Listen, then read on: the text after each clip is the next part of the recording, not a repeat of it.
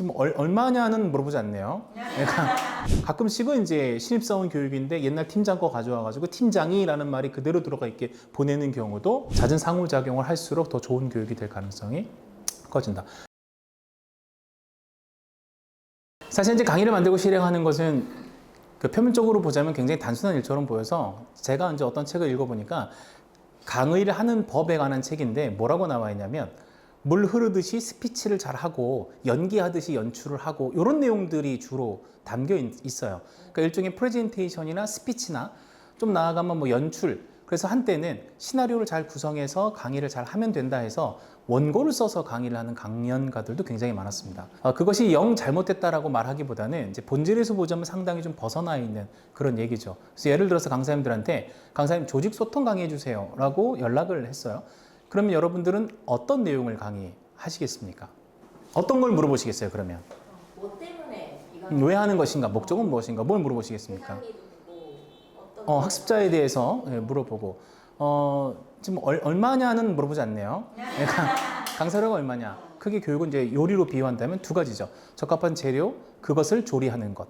그래서 재료를 컨텐츠라고 얘기하고 이제 조리를 딜리버리라고 얘기해서 이 두 개를 합치면 이제 요리가 되는 거거든요.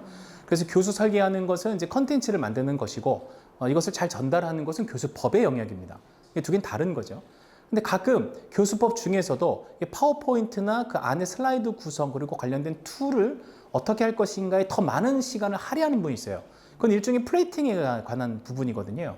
그러니까 중요하지 않은 것이 아니라 이것도 마찬가지로 본질에서 비추어 본다면 상당히 멀리 떨어져 있는, 어떻게 보면 하면 매우 좋지만 없어도 강의하는 데는 큰 지장이 없는, 지금 보고 계신 뭐 파워포인트나 뭐 기타 여러분들이 활용하는 툴들은 보조 도구라고 하죠. 판서도 마찬가지입니다. 마찬가지로 보조 도구는 보조이기 때문에 있으면 매우 좋고 없어도 사실 할 수는 있는, 하지만 학습자를 위해서는 해야만 하는 그런 것들을 인식하면 돼요. 근데 가끔 판서를 하시면서 강의하시는 분들이 파워포인트를 쓰는 것을 보고 저거는 깊이가 없어, 본인이 습득하지 못해서 저걸 쓰는 거고 판서가 진짜 강사지 라고 말씀하시는데 전문용어로 시대착오적이다. 그러니까 시청각 자료로 다양한 자극을 줘야 몰입도 이루어지고 이해가 빠른데 영상으로 이해시켜 줄 수 있는 것을 글로 이해시켜 주려고 하는 거죠. 굉장히 어렵게 돌아가는 일을 본인의 지식을 자랑하기 위해서 쓰는 경우가 있습니다. 이건 시대착오죠. 옛날에 보조도구가 활성화되지 않았을 때의 잔재입니다. 그러니까 판서가 좋으냐 뭐가 좋으냐가 중요한 게 아니라 무엇이 최적화된 도구인가를 고민해야 되는데, 어쨌든 강사님들이 강의를 할 때 파워포인트를 열고 어떤 디자인을 해볼까, 어떤 템플릿을 쓸까부터 고민하는 분들도 더러 계시고요. 기존에 하던 내용을 이제 리뉴얼해서 진행을 하다 보니까 이 고민을 좀 덜하고 강의하는 것도 업계 현실입니다. 그러므로 무엇을 강의할까? 파악을 다 했는데 뭘 할까? 라고 접근하는 태도에서 이제는 그들에게 무엇이 필요한가? 라는 중심을 한 뼘 더 이동을 해야만 교수 설계가 시작이 됩니다. 그래서 어떤 태도와 철학을 가져야 되냐면, 강의를 많이 하고 그러니까 필드에 있는 강사님들의 주된 목적은 이제 생계 유지도 있고 본인의 브랜딩으로 더 나은 이제 강연가가 되는 것이 하나의 꿈이기 때문에 요식업자가 되는 분들도 있습니다. 회전율을 높이고 마케팅을 해서 손님을 많이 불러 일으키게 하고 본인의 네임밸류를 이제 올리려고 하는. 근데 본질은 뭐냐면 어떤 요리를 하려고 하는가이죠. 그러니까 미슐랭을 받는 것은 요리사죠. 업자가 아닙니다.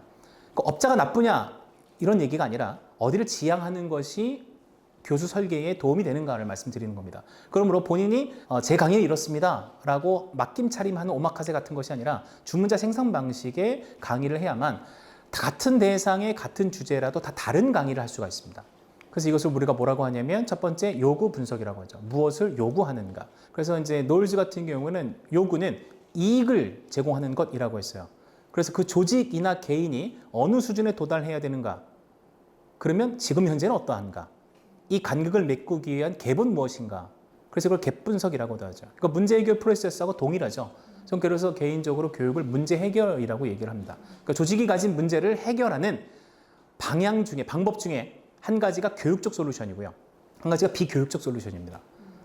예를 들어 태도가 안 좋은 사람을 바꾸기 위해서 교육으로 태도 교육을 할 수 있죠. 동기부여. 주먹 꽉 쥐고 살아라. 인생 길다 너. 아주 너 그냥 잘린다. 뭐 이렇게 얘기하는 것은 교육적 솔루션이고, 태도가 안 좋아? 하고 상담을 해보고 분석을 해봤더니 급여가 마음에 안 들구나. 그러면 이렇게 복지를 어떻게 좀 해볼까? 급여 협상에서 어떻게 좀 혜택을 좀 줘볼까? 하면 교육을 하지 않아도 태도가 바뀌거든요. 교육은 만사 형통은 아니지만 문제를 해결할 때 굉장히 중요한 수단이 된다.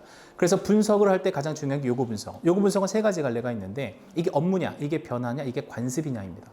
보시다시피 업무 수행상에 어떤 문제가 있어서 보완하려면 문제적 접근으로 요구를 파악하는 것이고, 두 번째는 요즘 뭐 AI 교육 같은 거 많이 하잖아요. 코로나 때 줌이나 이제 온라인 툴 교육을 많이 했습니다. 그리고 조직의 뭐 매뉴얼이 변경된다던가 했을 때 그 시스템을 교육하는 것을 얘기하고, 관습적으로 계층별 교육, 승진자 교육을 했을 때에 그럼 과거의 계층별 교육은 어땠는가? 요즘에 달라진 것은 무엇인가? 예, 이건 이제 세 가지 갈래로 접근하게 돼요.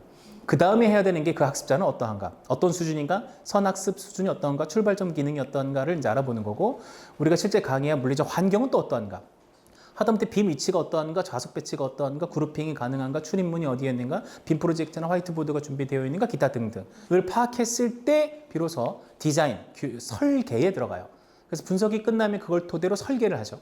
그때 하는 게 뭐냐면 레슨 플랜, 이제 강의 계획서라는 걸 쓰게 됩니다. 근데 보통 강의 의뢰에서 제일 먼저 요청하는 게 뭐냐면 강의 계획서 보내주세요. 그러니까 분석도 안 하고 자기가 가진 것을, 가끔씩은 이제 신입사원 교육인데 옛날 팀장 거 가져와가지고 팀장이라는 말이 그대로 들어가 있게 보내는 경우도 있죠. 그래서 이제 레슨 플랜을 작성을 하는데 그 중에 이제 중요한 건 딱 두 가지만 제가 말씀드릴게요. 레슨 플랜을 작성을 하실 때는 지식만 잘 전달해서 사람이 변하지 않거든요. 그렇다고 해서 공감되는 사례, 실천적 사례만 얘기했다고 변하지도 않아요. 그래서 확실한 근거라는 이성적인 논증과 그것이 마음에 와 닿았고 벤치마킹 할 수 있는 이제 감성적 사례가 균형을 이룰 수 있도록 구성해야 되고, 그 사이에 뭘 하는 거냐면 어떤 전략들을 좀 써볼까 이 안에서라는 이제 교수법을 고민하게 되죠. 그래서 레슨 플랜에서 이제 교수법을 그 안에 같이 녹여서 강의 계획서를 작성하고 나서 그것이 이 흐름으로 가도 괜찮겠다라고 합의가 되면 비로소 개발이라는 것을 하는 겁니다. 그때 이제 슬라이드를 만들고 그 안에 삽입되는 시청각 자료를 만들고 도구들을 이제 준비하고 하는 단계로 가게 돼요. 근데 보통 우리는 여기서부터 시작하는 경우가 많더라. 그게 잘못됐다라고 하기에는 현실 적용적으로 봤을 때 이렇게 해도 되는 경우가 사실 많이 있죠. 이제 그럼에도 불구하고 분석부터 시작을 해야 된다. 그리고 나서 실행하고 강의를 끝낸 다음에 이제 강의 평가를 받습니다. 평가를 받으면 우리가 흔히 피드백이라고 말하는, 평가를 받게 되면 그 평가 결과를 분석에 반영을 해요. 그리고 다시 설계를 하죠. 그리고 다시 개발을 합니다. 그렇게 선순환 구조를 가져가서 우리가 보통 대표적으로 에디 모형이라고 알고 있는 이제 교수 설계라는 개념이 그렇게 사이클을 그리게 된다. 근데 이 근간은 뭐냐면 이제 교수 철학이죠. 요식업자냐, 요리사냐, 오마카세냐, 주문자, 생산이냐. 그래서 마지막으로 말씀드린다면 저는 이제 중심 이동을 하라, 교수자 중심이 아니라 학습자 중심으로. 그래서 그들이 그 고객사가 무엇을 바라고 원하는지를 한 번 물어서는 사실 니즈를 알 수가 없습니다. 왜냐하면 교육 담당자도 전문가가 아닌 경우가 많아서 그래요. 그 본인이 뭘 원하는지도 잘 모르는 경우가 많이 있습니다. 그래서 잦은 상호작용을 할수록 더 좋은 교육이 될 가능성이 커진다. 그래서 이거에 대해서 이제 풀로 어떻게 하면 그러면 되지? 라는 전략을 포함한 이제 전체 교육은 오늘 다 말씀드릴 수가 없으니까 로젠다 클래스온의 B2B 교수에게 강의를 결제하고 보시면 된다.